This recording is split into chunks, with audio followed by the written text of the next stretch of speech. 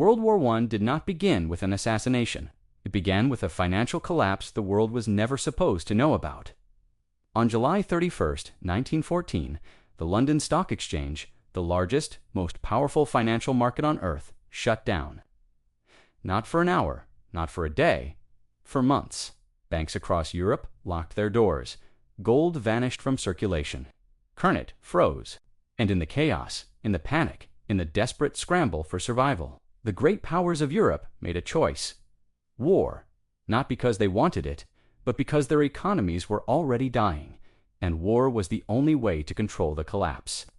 This is the story they don't teach in schools, the story that has been buried beneath 100 years of nationalist narratives and heroic myths, because the truth is too uncomfortable, too revealing, too dangerous. World War I, the war that killed 20 million people, the war that destroyed 4 empires, the war that reshaped the modern world, didn't start with a bullet. It started with money, with debt, with a global financial system that had grown too fragile, too interconnected, too unstable to survive. And when it broke, the governments of Europe didn't try to fix it. They went to war, because war meant control. War meant printing money without questions. War meant redirecting public anger away from the elites and toward external enemies. War meant survival, for them, not for the millions who would die in the trenches, but for the bankers, the politicians, the ruling classes who saw the financial abyss and chose conflict over collapse. If you want to understand how financial crises trigger wars, why 1914 is a warning for today, and what happens when the global economic system breaks, hit that like button and subscribe. Because this is the longest, deepest, most comprehensive documentary this channel has ever made. 35 minutes of hidden history, explosive revelations, and parallels to the world we're living in right now. And by the end, you'll never see World War I or the 2020s the same way again. Let's set the stage. Europe in the late 1800s is booming. The Industrial Revolution has transformed the continent. Factories, railroads, steamships, telegraph lines. The world is more connected than ever before, and at the center of it all is the gold standard. Every major currency, the British pound, the German mark, the French franc, the Russian ruble, is backed by gold. You can take your paper money to a bank and exchange it for a fixed amount of gold. This creates stability, trust, predictability. Trade flourishes, investment flows. The global economy grows, but beneath the surface, tensions are building. Imperial competition. Britain controls a quarter of the globe. Germany is rising, industrializing rapidly, building a navy to challenge British dominance. France wants revenge for losing territory to Germany. Russia is expanding eastward. Austria-Hungary is trying to hold a crumbling empire together. Nationalism is rising. Militaries are modernizing. Arms races are accelerating. And the financial system that holds it all together is far more fragile than anyone realizes. Because the gold standard only works if everyone plays by the rules, if everyone maintains their gold reserves, if everyone trusts the system. But trust is eroding, and the gold is running out. The year is 1907. The United States experiences a massive financial panic. Banks fail across the country, the stock market crashes, credit dries up, and gold, the lifeblood of the global system, starts fleeing America. It flows to Europe, to London, to Paris, to Berlin. The Europeans watch nervously, because if America's financial system is unstable, if gold is moving unpredictably, the entire global system is at risk. Germany and Britain, already rivals, start arguing over gold reserves. Who has enough? Who is vulnerable? Who can be trusted? France quietly begins accumulating gold, preparing for instability, and everyone realizes something terrifying. The gold standard, the system that has kept the peace, is fragile. There isn't enough gold to back all the currency in circulation. Not really. It only works if everyone pretends there is, if no one panics, if no one makes a run on the banks. But what happens when the pretense breaks? The panic of 1907 is a warning, a crack in the foundation, and the crack is spreading. The gold crunch of 1912 to 1913. By 1912, the situation is deteriorating. Nations aren't just holding gold for economic reasons. They're hoarding it like weapons. Germany is accelerating military spending, building battleships, expanding the army, preparing for conflict. And every mark spent on the military is a mark that could have been backed by gold.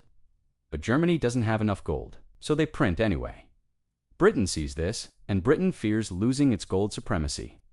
The Bank of England, the most powerful financial institution in the world, starts tightening credit, raising interest rates, pulling gold back into London. France is doing the same, hoarding reserves, building a financial fortress. The gold is concentrating in the major capitals, in the hands of the great powers, and smaller nations, the ones on the periphery, are being squeezed. Credit is drying up. Trade is slowing. And the financial system is beginning to crack. Why? Because the gold standard requires cooperation. But Europe is preparing for war. And in war, cooperation dies. The monetary system, the thing that has kept the global economy running, is turning into a weapon. And everyone knows it. The Balkan Wars and financial shockwaves. Then, 1912 and 1913, the Balkan Wars erupt. A series of brutal regional conflicts in southeastern Europe. Serbia, Bulgaria, Greece, the Ottoman Empire. Small wars, regional conflicts, but they have global consequences. Why? Because wars cost money, and the nations fighting these wars don't have it. They borrow from banks in London, in Paris, in Berlin. And the banks start to worry. What if these loans aren't repaid? What if the conflicts spread? What if the borrowers default? Insurance markets panic. Investors pull back. International trade slows, and the great powers, watching from the sidelines, see something alarming. Funding even small wars is revealing how financially vulnerable everyone is. The treasuries are thin, the reserves are low, the debts are high, and the system is one shock away from collapse. Governments start secretly borrowing from major banks, not for infrastructure, not for growth, but just to stay afloat. The financial cracks are widening, and in the summer of 1914, the final crack appears. The July 1914 crisis. Banks freeze before armies move. June 28, 1914. Archduke Franz Ferdinand of Austria-Hungary is assassinated in Sarajevo. The history books tell you this is the spark that started World War I, and it is, but not in the way you think, because the assassination doesn't immediately lead to war. It leads to a financial panic. Within days, European stock markets are in chaos. Investors see the assassination and realize this could escalate. Austria-Hungary might invade Serbia. Russia might defend Serbia. Germany might back Austria. France might back Russia. This could become a continental war, and wars destroy economies. So investors panic. They start selling, dumping stocks, pulling money out of banks, demanding gold, and the banks, already fragile, start refusing loans. Credit freezes. Businesses can't borrow. They start shutting down. Unemployment spikes. And governments, watching their economies seize up in real time, face a choice. They can try to stabilize the markets, pour in reserves, guarantee the banks. But that means depleting their gold, weakening their position, making themselves vulnerable. Or they can let the markets collapse, let businesses fail, let unemployment explode, and face riots, revolution, the collapse of their own governments. Neither option is acceptable. So they start preparing for a third option, war. Because war gives them control. War lets them suspend normal economic rules. War lets them print money, freeze debts, impose capital controls, and redirect public anger away from the elites and toward external enemies. The assassination is the spark, but the financial collapse is the fuel, and the fire is about to consume the world. The London Stock Exchange shutdown, July 31st, 1914. The London Stock Exchange, the heart of global finance, shuts down. This has never happened before, not in over a century of operation. Why does it shut? Because if it stays open, panic selling will destroy the British Empire. Investors are trying to dump assets, convert everything to gold, get their money out of Britain before war starts. And if the selling continues, stock prices will collapse, banks will fail, the pound will crash, and Britain, the most powerful nation on earth, will be financially crippled before the war even begins. So the British government makes a decision. Close the exchange, freeze the markets, stop the bleeding, and they do. For months, the London Stock Exchange is closed. Other exchanges follow. New York, Paris, Berlin, Vienna, the global financial system, the engine of trade and investment and growth, simply stops. And this is the moment. This is when the world realizes that globalization, The interconnected economy that has been built over decades is over. Dead. Finished. Because when the markets close, when capital can't flow, when trust evaporates, nations revert to survival mode, and survival mode means war. Gold runs across Europe. With the stock exchanges closed, people turn to the one thing they trust: gold across Europe. Citizens rush to banks to withdraw their gold, their savings, their security. But the banks don't have enough. They never did. The gold standard is based on fractional reserves. The banks hold some gold, but not nearly enough to cover all the deposits. It only works if everyone doesn't demand their gold at the same time. But now, everyone is demanding it. So the banks do what banks always do in a crisis. They lock the doors. Signs go up. Withdrawals suspended. Gold redemption temporarily unavailable.